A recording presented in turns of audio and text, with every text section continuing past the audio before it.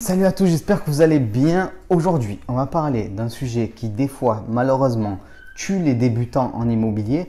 Ce sont les fake rentabilités immobilières.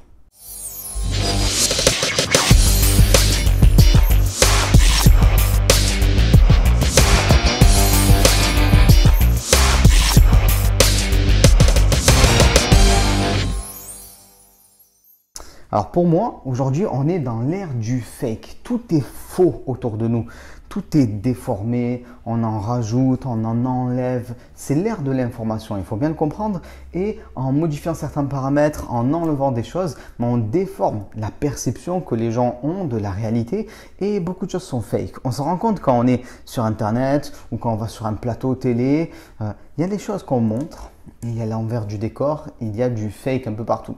D'ailleurs, il y a Robert Kiyosaki qui a sorti un livre qui s'appelle Fake. Alors, il ne parle pas précisément du sujet dont je vous parlais, ça n'a rien à voir. Nous, on va parler d'immobilier aujourd'hui. Mais l'idée, c'est bien celle-là, c'est que beaucoup de choses sont fausses. Et du coup, ça me fait vraiment penser à ces fausses rentabilités immobilières qui massacrent malheureusement souvent les débutants. Donc, ce qu'il faut bien comprendre, c'est que vous avez quelque chose qui est affiché. Et il y a une réalité derrière et c'est ça que je vais essayer de vous expliquer au travers de la rentabilité en immobilier. Donc la rentabilité, c'est ce que vous êtes censé gagner en immobilier et souvent il y a beaucoup d'éléments qui ne sont pas pris en compte lorsque par exemple un vendeur sur Le Bon Coin, sur Se Loger vous donne la rentabilité d'un bien immobilier ou même lorsque vous êtes en train de faire vos propres calculs en immobilier, vous vous imaginez que ce bien va rapporter 10% par exemple et au final, quand vous êtes vraiment propriétaire du bien, quand vous l'exploitez depuis plusieurs mois, plusieurs années, vous vous apercevez que la rentabilité que vous deviez avoir est fausse en fait. Donc, première chose à prendre en compte, notamment lorsque quelqu'un veut vous vendre un bien immobilier en vous disant voilà, qu'il est rentable, qu'il rapporte tant d'argent, qu'il y a tant de cash flow, souvent c'est que le niveau de loyer il est souvent mal estimé et souvent surestimé par le vendeur. On le voit souvent quand c'est des agences qui font du clé en main. Donc ils vous vendent du clé en main avec un certain niveau de loyer et au final ce n'est pas vraiment ça qui est obtenu à la fin. Donc il faut vraiment faire attention au niveau de loyer.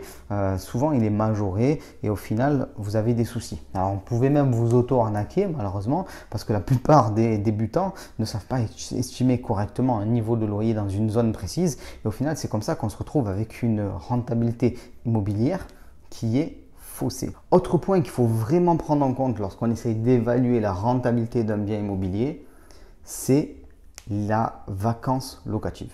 Très souvent, on va vous donner un rendement estimé sur 12 mois. Donc, si vous faites de la location de longue durée, on vous dit, bon, ton bien, il se loue 500 € par mois. Il y a 12 mois dans l'année, ça fait 6 000 € de chiffre d'affaires. Donc, ça, c'est le calcul théorique que 99% des débutants font. Mais si vous voulez passer un petit peu en mode professionnel, on va dire, il va falloir enlever au moins un demi-mois de l'année pour avoir les vacances locatives. Il faut bien comprendre que grosso modo, il y a un changement de locataire tous les 3 ans en France. Du coup, dans certaines zones qui ne sont pas tendues, vous n'avez pas forcément un locataire qui va dès le lendemain rentrer dans l'appartement. Il peut avoir aussi des petites propretés à faire, ainsi de suite.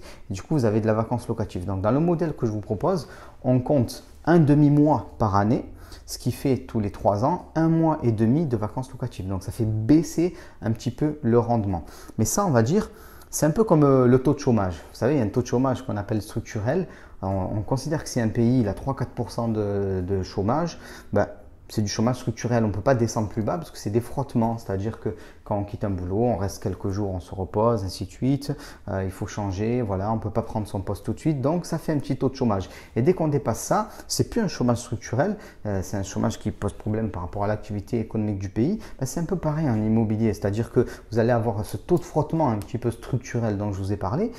Et il y a aussi malheureusement de la vacance locative qui est liée tout simplement à un manque d'activité et d'attractivité dans la zone. manque d'activité immobilière et manque d'attractivité. Donc du coup, vous pouvez vous retrouver malheureusement des fois avec 1 mois, 2 mois, 3 mois de vacances locatives. Même dans des zones tendues comme à Marseille, ça peut arriver selon qui est-ce qui fait la gestion, selon qui est-ce qui remet le bien en location. Donc il faut le prendre en compte. Donc du coup, on s'aperçoit que grosso modo, si on veut vraiment être blindé entre guillemets dans ces estimations, faudrait compter le niveau de revenu sur 11 mois plutôt que sur 12 mois. Et là, on commence à avoir une estimation qui est à peu près réelle. Et vous comprenez tout de suite que si on enlève 1 mois, ça fait 8% de décalage avec la rentabilité qu'on avait estimée au départ. Donc c'est pour ça que je vous parle de fake rentabilité. Si vous comptez, si vous estimez la valeur locative et le potentiel de revenu de votre bien immobilier sur 12 mois, vous faites fausse route. Et c'est souvent pareil en location de courte durée. Il vaut mieux enlever quelques nuits par mois. Si vous vous dites, bon, super, il y a 365 nuits dans l'année, évidemment, vous n'allez pas louer vos 365 nuits, ne serait-ce que parce que entre 2 séjours, il peut y avoir 1 nuit, 2 nuits de libre. Donc, vous comprenez bien qu'il y a du déchet et la plupart des personnes qui font de la location de courte durée peuvent avoir une 60aine de nuits de déchets par an. Donc ça fait quasiment 20%. Donc c'est à prendre en compte, c'est très très important. Selon le mode d'exploitation, si vous faites de la colocation, on le retrouve encore plus développé puisque vous avez 3, 4 colocataires. Donc ça peut démultiplier en fait ces frottements avec les changements de locataires et faire bouger votre rentabilité qui n'est plus une vraie rentabilité mais une fausse rentabilité du coup. Autre point particulièrement important qu'on oublie toujours, je le vois tout le temps, je le vois dans les coachings, avec les mentors, on commence toujours par ça. Quand quelqu'un me dit « j'ai 100 € de cash flow sur un bien », la première réponse qu'on lui dit, c'est non, en fait, il n'y a rien. Tu n'as pas de cash flow, tu as zéro, parce que la plupart des gens oublient l'entretien. Et quand on dépasse à peine, on a 100 € de cash flow, je peux vous assurer que sur les années, vous allez avoir de l'entretien, surtout si vous faites de la location meublée. Et qu'est-ce qui va se passer? Ce fameux 100 € de cash flow, il va devenir 0 € de cash flow. Donc l'entretien, il faut le prendre en compte, surtout quand on fait de la location meublée, parce qu'il y a l'usure des biens. Et quand on fait de la location meublée, en général, il y a un turnover un peu plus grand que dans la location de longue durée.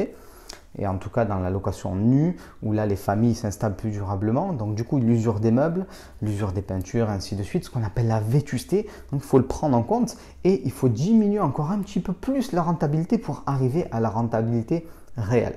Et on finit par un dernier point, c'est la fameuse histoire du brut et du net. J'en ai parlé un petit peu déjà entre guillemets en commençant ce que je viens de vous dire, c'est-à-dire que vous avez une rentabilité brute, 500 € par mois sur une année, ça veut dire que vous allez avoir 6 000 €. Si vous avez payé votre appartement 100 000 € tout compris, vous avez une rentabilité de 6%. C'est super. Mais une fois qu'on enlève la vacance locative, une fois que vous avez réajusté votre loyer, parce que peut-être que le loyer que vous aviez calculé, finalement, n'était pas si élevé que ce que vous avez prévu, on commence à doucement descendre vers le net. Et là, on comprend que il faut vraiment évaluer finement son niveau de loyer, l'imposition aussi pour pouvoir investir correctement. Donc cette notion de fake rentabilité, je peux la développer beaucoup plus. Si vous voulez avoir plus d'infos, j'ai prévu un séminaire d'1 heure qui est juste en dessous pour vous. Vous allez avoir les bases de l'investissement immobilier et découvrir comment faire pour investir correctement en 2020. Mais je voulais vous alerter sur cette idée-là qu'il y a les chiffres annoncés, il y a la réalité et il faut avoir connaissance de la réalité avant même de se lancer et d'être capable d'évaluer correctement ce que l'on va faire, surtout en immobilier où les sommes d'argent sont très importantes. Donc si vous voulez en savoir plus, regardez juste en dessous, vous avez 1 heure de séminaire, c'est gratuit, qui vous attendent et je vous dis à très vite. Ciao!